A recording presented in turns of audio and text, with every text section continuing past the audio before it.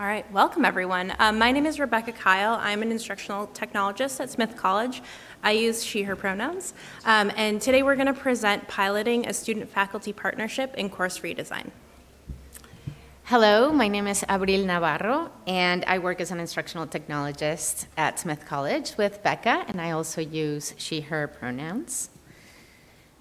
Okay, so today we're going to talk about the first student internship that our team carried out, including our challenges, successes, and our takeaways. First, let me give you some context.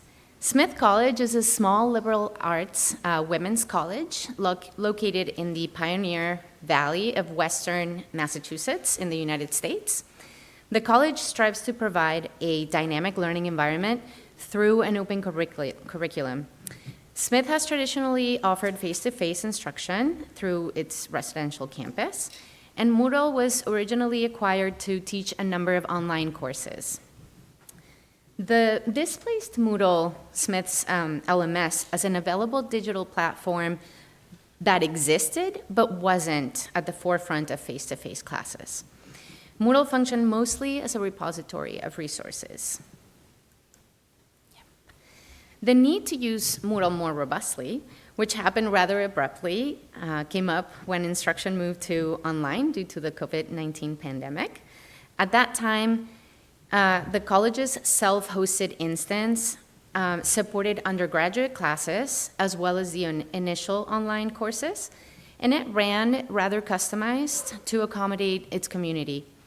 Many settings had been turned on or off based on the specific needs of the faculty, except for when these needs became too many to maintain.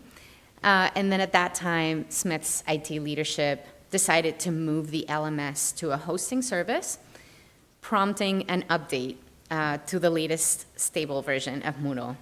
At that time, the jump was from 2.8 to 3.8. Okay. So within 5 months, several IT departments worked together to support the college's community and prepare them as much as possible to teach remotely, while also learning the newer version of Moodle. Some faculty dove fully into learning features that they had never used before. Others focused on learning how to record their classes and share those recordings with their students. A cascade of tools became available to include engagement and for students to interact through their screens, as you all know. And many instructors wanted to make those tools accessible for the students through their Moodle classes. Okay, our current state, 5 years later, includes a mix of faculty that adopted practices during that crazy time that they continue to use, while many others are just happy they don't do that again. So what does that mean for us as instructional technologists? We have faculty that went back to using Moodle as a repository of resources, using 1 or 2 resources from the activity chooser throughout their entire course.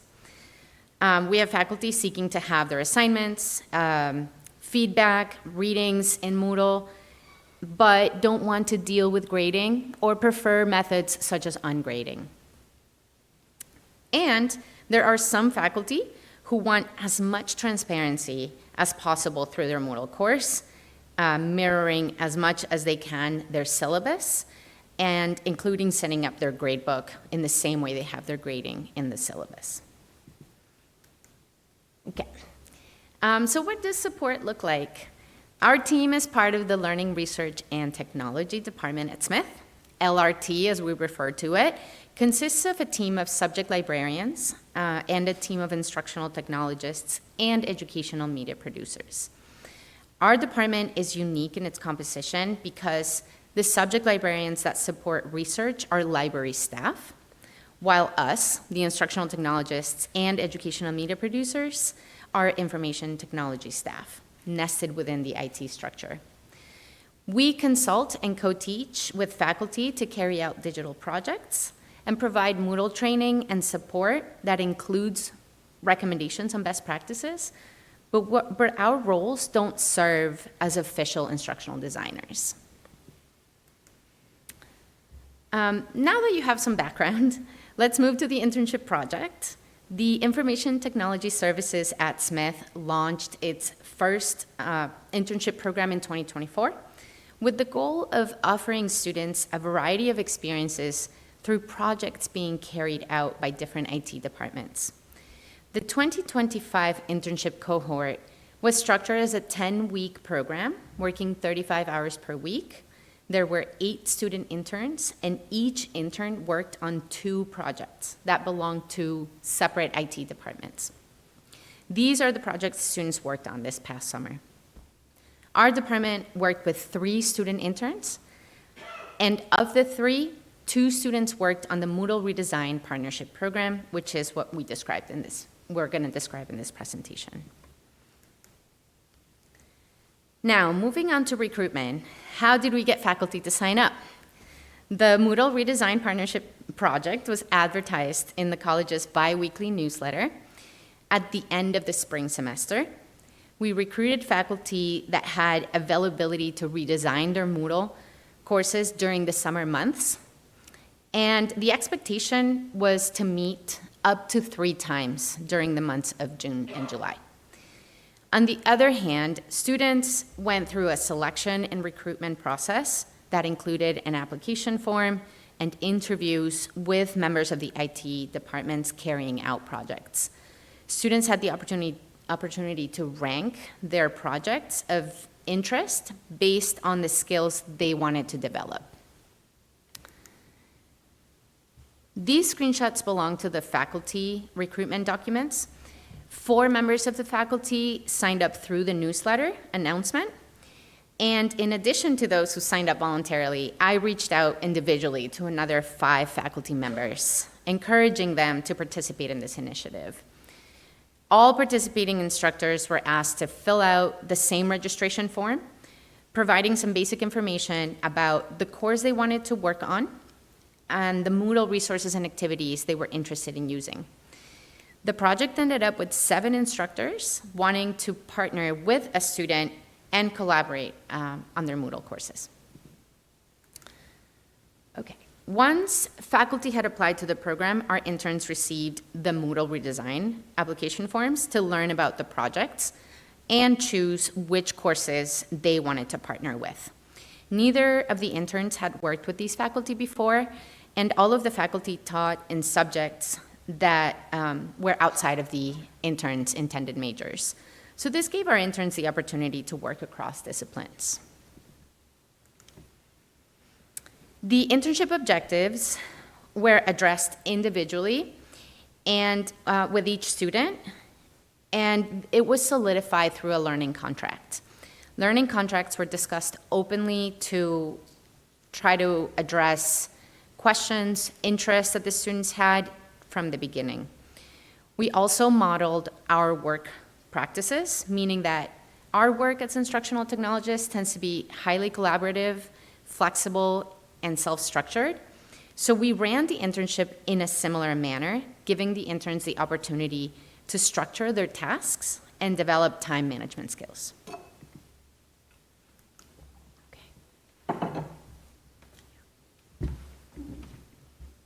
All right. The next thing we'd like to talk about is our own internal organization and the training process. So if you decide to implement something like this yourselves, you can kind of get a sense of how we did it. To help manage the project, we created a Moodle course with resources, with resources to guide our interns through the project, a supervisor's calendar, a Slack channel, a Google Drive, and a communication tracker. The first week of the internship focused on shifting the intern's familiarity with Moodle to include the instructor's point of view, rather than just the student point of view. To give our interns an orientation to teaching with Moodle, we shared 2 different training sessions that they could complete on their own. As part of our orientation unit, we shared a recording of the Getting Started with Moodle workshop that we offer to faculty every semester. We typically record these and circulate them, so they had access to that. As part of our Introduction to Moodle unit, which was the second unit, we shared our team's asynchronous self-guided Introduction to Moodle course, and that's a more expanded overview. It goes over best practices, adding content, using the gradebook, all that kind of thing that instructors need to learn. The remaining units of the course covered topics on instructional design and how to run consultations. We also added content on the basics of accessibility through a universal design for learning section, and then provided additional resources and readings that we thought they might be interested in. In addition to the Moodle course, interns were added to a separate Slack channel just for communication about the project. But to help create some structure within the program, Abril created a supervisors-only calendar to help us coordinate both our schedules and what we wanted them to learn each week. Summer is quite busy, and we were in and out of the office, so this really helped us keep on track. After our interns oriented themselves to the project, I coordinated mock consultations with 2 other members of our team to model our typical consultations. Having these earlier meetings also meant both interns got additional feedback for their work from a friendly audience in a really low-stakes setting. They were our direct colleagues. They weren't ever going to be graded by them, that kind of thing. All right. And overall, the work that the students did with faculty fell roughly into 3 overlapping phases that included outreach and listening, research and preparation, and refining and reflection. Each phase also generally corresponded with a first, second, and third consultation. To quote one of our interns, the first meetings focused on listening, understanding what faculty wanted and how they envisioned their course. Active listening became one of the most important skills I practiced, learning how to guide a conversation without dominating it, ask clarifying questions, and make people feel heard. From the beginning of the project, students took charge of reaching out to their assigned faculty by emailing and setting up appropriate meeting times. Correspondence, agendas, meeting notes, and other materials were stored in a shared Google Drive set up specifically for this project. General communication was tracked and shared using a Google Sheet, which helped us stay organized and mirrored our team's best practices. Ahead of each initial consultation, each intern created an agenda to help guide their questions. As managers, one of us also sat in on each consultation. We primarily provided support or answered specific technical questions and then let the interns drive those conversations. We were there just to make sure nothing went off the rails, that they had the support they needed. These initial consultations solicited feedback from faculty around their existing course sites. Both interns created their agendas independently. That's what you're seeing here is each intern's agenda. They had similar goals, though. So the wording is different, the formatting is different, but they had the same end goal. They wanted to know what was going well, what was going poorly, what feedback students had provided previously, and what faculty might like to explore further. With faculty permission, interns were enrolled in previous courses and sometimes upcoming courses to give them a better understanding of the instructor's needs. All right, second phase was the researching, testing, and designing phase. Each intern had a sandbox course that they could use to develop their own course content, experiment, and try things out. Both interns really seemed to find value in seeing Moodle from the instructor's perspective and in experimenting with activities and resources to better recommend options for their faculty partners. Each created a custom slideshow for faculty that provided an overview of the topics, directions, and suggestions for their courses. We encouraged them to reuse slides as much as possible, but with varying needs, they did a lot of customization as well. Faculty responded well to student suggestions and valued student feedback. We want to share 2 examples our interns suggested to help engage their classmates in Moodle courses. This first example is the use of a single-row table with a calendar overview to allow students to know what content they could expect each week. Several faculty this intern worked with had variable schedules, and students found it hard to keep up when they wouldn't always update all of the topics every time. In one class, the instructor is an astronomy professor, and the class is really weather dependent. It uses the big telescopes that we have at Smith. But if the sky is cloudy on a given night, you can't actually see anything, and so she would have to pivot to something else. In another class that this intern worked with, it's a contemporary look at race and white supremacy. And as you can imagine, that topic may change on a weekly basis, depending on what's happening in the news. In both examples, this was just a way for faculty to quickly update their course and help students know what to expect. Another well-received suggestion was to include a collaborative glossary in a language class. Glossary doesn't have a lot of usage at Smith, so this was the first time that faculty had seen it. The French department teaches a class in contemporary French media and wanted a way for students to collaborate and share the media they engaged with. The intern working with this faculty suggested using the glossary to encourage students to develop a specialized vocabulary related to French current events. And the examples you see here are not French current events, but we gave our students agency to create whatever kind of content they want in their Moodle course. So you're seeing their examples here. All of the I've lost my track. There we go. The fact that students as well as faculty could create glossary entries, though, was really appealing to that faculty member who wanted students to be able to learn from each other and collaborate. Now we're back on track. All right. The third and final phase was really about refining and reflecting on the needs of the faculty in the course. 5 of the faculty had third consultations that varied in content, depending on their needs and the needs of the courses. They served as a way to close out, provide feedback, and answer questions.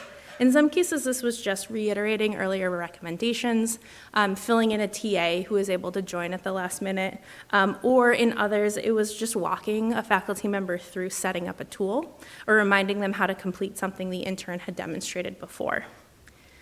These third consultations also served as a nice wrap-up of the sessions and a way to remind faculty how to get continued support for their course for the rest of summer and fall. All of the faculty members received final support slides, and that's what you're seeing here. This was mostly to remind them to come to our team with questions at the end, not to the student interns who wanted to go back to being students.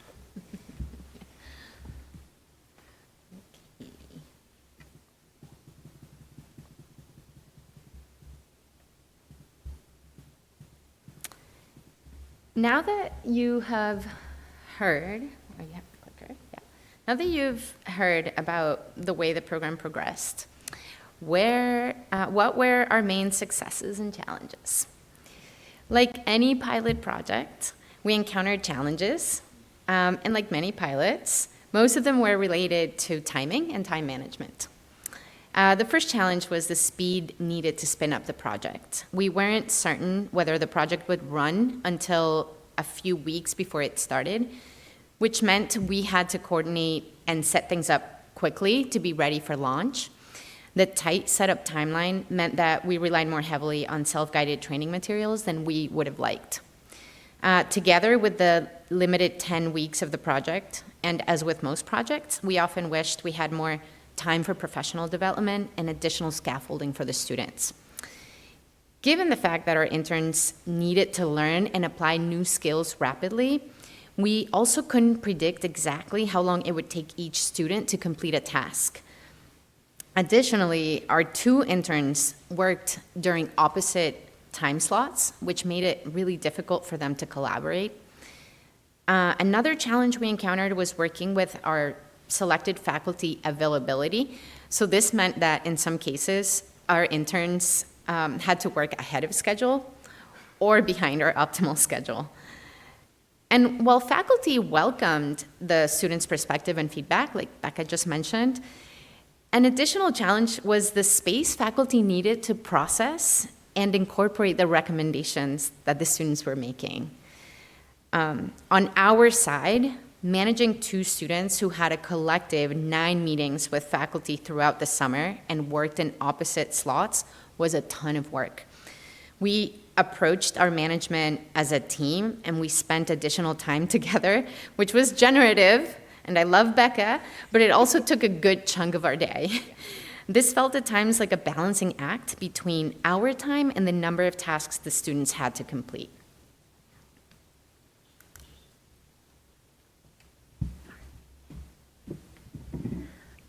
That said, we did feel like we had a lot of successes with this project, especially for a first-time program that we didn't know was going to run. Our initial outreach was really successful in reaching faculty with a range of experience with Moodle, and we had particular success reaching out directly to faculty we've worked with on other projects, which is actually mostly what we do. who otherwise wouldn't have considered that redesign program. And Abril was the one who spent time composing outreach emails and emailing faculty directly and really encouraging them to participate. So special thanks go to her for her hard work. All of our faculty, though, were keenly interested in working with a student consultant, which likely led to how receptive they were to feedback. The interns themselves were really excited to be experts and to help faculty make their courses more accessible for their peers. Both of our interns also created excellent reference slides that they circulated to their faculty partners as a future resource. So what did we learn? What were our key takeaways? For me, at least, the main takeaway from this pilot is that faculty at our institution really want student feedback. They want to make their Moodle sites useful and navigable to students. The process also helped our interns understand how important their feedback could be to faculty. But if we run the project again, there are a few changes we would make. First, we would carve out more time for formal learning in the first week or so of the program. Although we had a lot of self-guided materials, this approach is not one size fits all. As with any group of learners, some take well to video and self-guided materials, others find that approach to be really difficult. Second, we would have both students work at the same time, either in the morning or in the afternoon, to make coordination, collaboration, and training easier. And finally, we did have plans to incorporate meetings with colleagues working in other departments across the college, like our Accessibility Resource Center, but because of the tight schedule, we weren't able to make those happen, and adding those would be a priority for us if we repeat the project. And finally, we want to leave you with a quote from one of our interns who wrote this for us when we asked if she wanted to share anything with you, the audience. If I could share one thing with the Moodle conference audience, it's this. Small, intentional design choices, like a consistent layout, clear deadlines, or an engaging activity, can make Moodle feel far more welcoming to students. Faculty don't need to use every tool, just the right ones for their goals. And bringing students into the design process by hearing them out is one of the most powerful choices they can make. It reminds everyone who the course is for. Thank you for sticking around, and if anyone has any questions, we're happy to answer.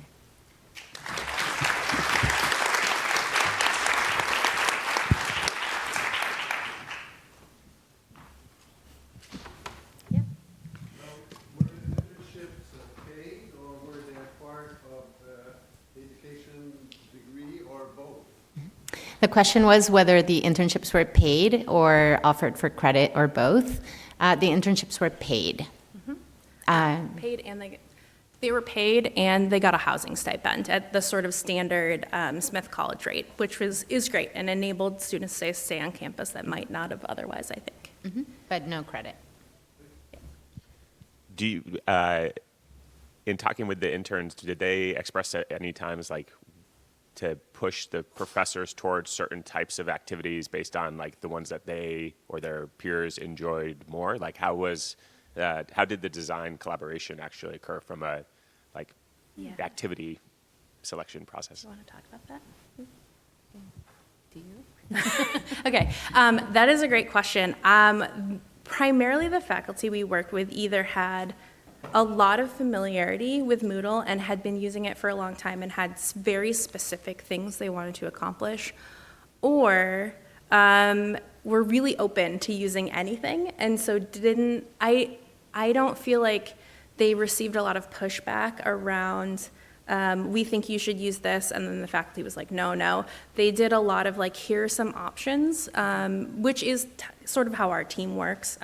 Most of our work is done, is digital pedagogy and collaboration, and so we tried to model that really clearly for our students and have them develop some choices so that they could potentially meet the needs of whoever the faculty was, and then hopefully whatever they recommended would kind of accomplish that confusion, like the calendar view that one of the interns created, if that makes sense. Does that answer the question? Okay, great. I'll just add really quickly that the students didn't necessarily know what activities and resources were available. Yeah. It was their first time sort of taking a look at the back end of Moodle and what faculty had available. So for them, it was also very eye-opening. And I mean, we don't know how good or bad it's going to be in their future classes, but they knew, oh, you could just set it up with this, right? And this is amazing. And so they explored those activities in their sandboxes. And Becca and I weren't really into databases at all. And our students were like, oh, here's a database activity. And we're like, oh, Yeah. oh, great. Yeah. Like, we felt great. This is great. Yeah. And I don't know if she's here, but the presentation yesterday about databases was so cool. We were very excited about that. In similar projects which we've run, which I think is really, really great also for students to understand what is possible, even if they don't necessarily see it modeled. Sometimes what we have is we have a lot of faculty who are super keen to get that effort, that development, that feedback. How did you, dare I say, choose, select, prioritize the most worthy, etc., whatever criteria you might set for that? Because that can be a very interesting choice as well. Do you want to talk about that since you did a lot of the recruitment? Yeah, you mean for the faculty? I meant in terms of picking the faculty projects or the people in faculty who might be best to work with Yeah. to make the most of this. That's a really good question. I'll say, and you can add more if you want, that I think we prioritized faculty who were interested in not only supporting our initiative, but that really valued what the students are seeing on the other end. So that was the number one criteria. Secondly, I think for us, because we've been at Smith for a little while, we knew which faculty would do the things that the students would suggest, and also would be okay saying no. I think that was the other piece. You know, we didn't want to work with faculty that felt like they had to adopt something that they weren't comfortable with. It had to be a little bit of a balance. And both of us have worked with the faculty that we worked. The students had not, but we had. So we were comfortable in terms of familiarity with, like, okay, you don't have to do this, but we're going to show it to you, and if you like it, feel free to adopt it. And we also included a little bit in our consultations. Like Becca said, we sat in all of the consultations. So if there was something important to say, like, this activity might take a long time for you to set up, so if you're interested, make sure you start now, right? Or that you have it ready, and then have something for our next consultation so that we can check it. So we encouraged taking some action and doing some of those things so that they would know how tedious it would be, if that. Yep. Yeah. And we're almost at time, but I will just say, also because this is a summer project, one of the ways we prioritized was you have to be available to meet over Zoom this summer, and our faculty is not on contract in the summer. They kind of just disappear. And so that did narrow down our choices a little bit. I imagine we might have more, and we might have to get more picky. But we'd love to talk about it more if anybody's still interested. But thank you so much for coming. Thank you so much.